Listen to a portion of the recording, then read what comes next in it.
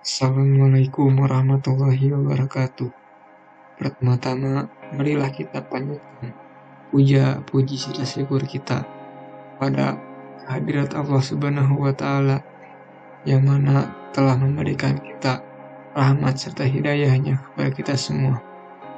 Dan tak lupa salawat serta salam, marilah kita curah limpahkan kepada Nabi besar kita, yakni Nabi Bana wa Habibana wa Maulana Muhammad Sallallahu Alaihi Wasallam, lupa pada para sahabatnya dan kepada kita semua selaku umatnya di yaumil akhir nanti. Amin ya Allah ya Rabbal Alamin. Pada video kali ini saya akan membahas sedikit rangkuman tentang at-tawazun yang artinya keseimbangan. Pendahuluan. Manusia adalah makhluk Allah yang diciptakan sesuai fitrah. Quran surat ke-30 ayat 30. Dan sempurna, terdiri dari ruh, jasad, serta akal. Quran surat ke-55 ayat 7 sampai 9 yang berbunyi Bismillahirrahmanirrahim. Was-samaa'a rafa'aha wa wada'a mizan alla tatghaw fil mizan wa aqimul wazna bil qisti wa la tusirul mizan. Manusia berdasarkan konsep kepribadian Islam merupakan sosok makhluk mulia yang memiliki struktur kompleks, meliputi fitrah jasmani, fitrah ruhani, dan fitrah insani. B. Pengertian ruh, jasad, dan akal. Pengertian ruh. Dalam Al-Qamus Al-Muhit dan Muhtir Al-Sohah, taruh berarti sesuatu yang dengannya ada kehidupan. Lalu, kata ruhani berarti sesuatu yang terdapat di dalamnya ruh. Dan menurut kamus-kamus bahasa Arab, kata ruh sama dengan kata an-nafs. 2. Pengertian jasad. Kata al-jasad disebut 4 kali dalam Al-Quran, yang berarti gambaran dan bentuk. Quran surat Al-A'raf ayat 142, Toha ayat 88, Al-Anbiya ayat 8, Sad ayat 344. Begitu juga kata al-jismi disebut hanya 2 kali, sekali dalam bentuk mufrad dalam cerita tentang Talut, Quran surat Al-Baqarah ayat 247, dan lainnya dalam bentuk jamak tentang orang-orang munafik, Quran surat Al-Munafikun ayat keempat. Dalam Kamus Besar Bahasa Indonesia, definisi jasad sebagai berikut. Jasad adalah tubuh atau badan. Kedua, sesuatu yang berwujud dapat diraba atau dilihat. Dan ketiga, kim, bagian terbatas dari zat, penempel organisme perairan yang menempel pada benda tumpangan seperti batu dan tanaman air, tetapi tidak menyusup ke dalam benda tumpangan itu. 3. Pengertian akal. Akal adalah alat yang menggerakkan badan dan seluruh anggota tubuh dan yang menentukan baik dan rusaknya badan. Jika ia baik, maka baiklah seluruh badan. Tetapi jika ia rusak, maka rusaklah seluruh badan. Ibnu Qayyim mengatakan bahwa akal adalah raja, sedangkan ruh, panca indera, dan seluruh anggota badan adalah rakyatnya. Jika akal rusak, maka kehancuranlah yang akan dirasakan oleh seluruh rakyatnya. Seperti dalam Quran surat Al-Hajj ayat 46 yang berbunyi Bismillahirrahmanirrahim. Afalam yasiru fil ardi fatakuna lahum qulubun yaqiluna biha au azanu yasma'una biha fa innaha la ta'mal absar walakin ta'mal qulubul lati fis sudur. Sadaqallahul azim. C. Peran ruh, jasad, dan akal dalam kehidupan manusia. Quran telah membahas tentang hakikat asal-usul manusia yang diawali dari proses kejadian manusia, yaitu dari segumpal darah, dan setelah melewati beberapa tahapan dan sempurna kejadiannya, dihembuskannya lah kepadanya ruh ciptaan Allah. Quran surat ke-38 ayat 71-72. Ibnu Qayyim menyebutkan 5 kaitan fase ruh dengan badan. Di antaranya adalah: pertama, kaitan ruh dengan badan pada perut ibu yaitu janin. Kedua, kaitannya dengan badan setelah keluar ada di bumi. Ketiga, kaitan ruh dengannya ketika tidur. Ada kalanya bersatu, ada kalanya juga keduanya berpisah. Keempat, kaitannya kedua di alam barzah.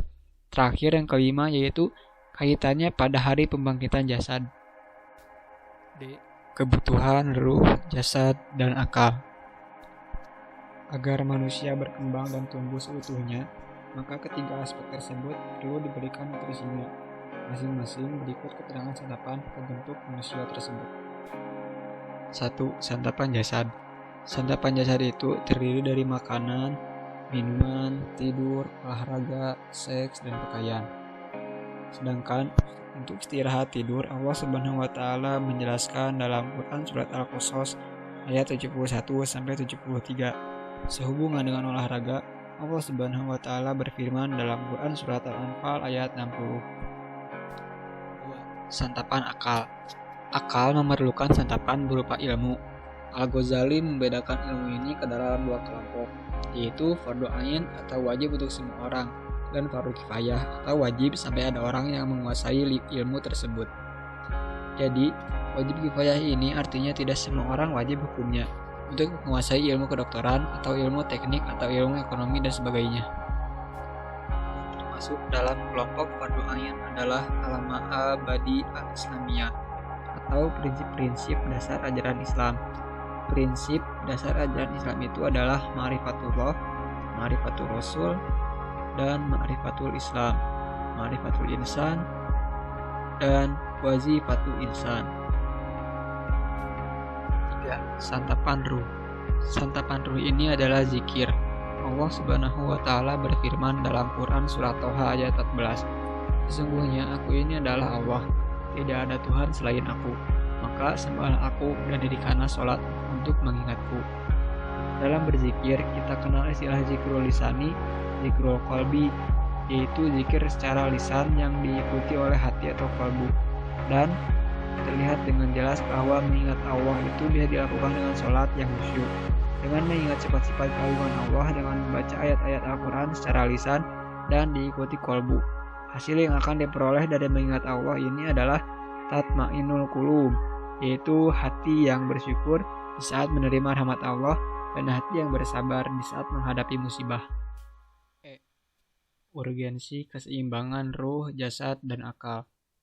Ketika dimensi jasad, akal, ruh harus seimbang.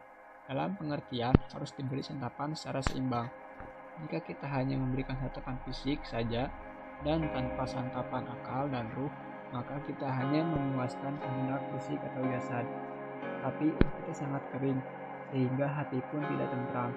Begitupun hanya tidak terlalu berat pada pemberian santapan akal saja, tanpa memperhatikan jasad dan ruh, maka manusia itu ibarat orang yang memiliki pengetahuan, tapi jasadnya sakit-sakitan dan hati pun tidak tentram.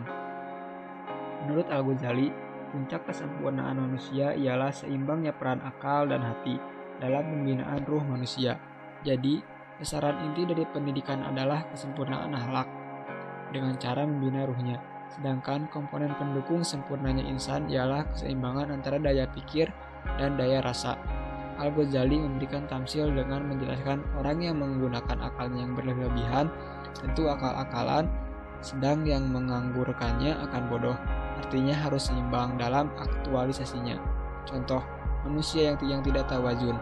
1. Manusia ateis tidak mengakui Allah, hanya bersandar pada akal. 2. Manusia materialis, membandingkan masalah jasmani atau materi saja. 3. Manusia panteis atau kebatinan, bersandar pada hati atau batinnya saja. Cara menjaga keseimbangan ruh, jasad, dan akal. Menurut Ibnu Qayyim al-Jauziyah, semua aspek manusia tersebut membutuhkan tarbiyah atau pendidikan agar mampu berkembang dan bertambah dengan meraih kesempurnaan dan kebaikan. Secara ringkas, pendidikan tersebut dibagi menjadi 3. 1. Tarbiyah ruhiyah, 2. Tarbiyah fikriyah, 3. Tarbiyah badaniyah. Urgensi tarbiyah jasadiyah adalah sebagai berikut. A. Badan sehat sehingga kuat melaksanakan ibadah. B. Kuat sehingga mampu amar ma'ruf nahi munkar. 3. C. Berjihad di jalan Allah.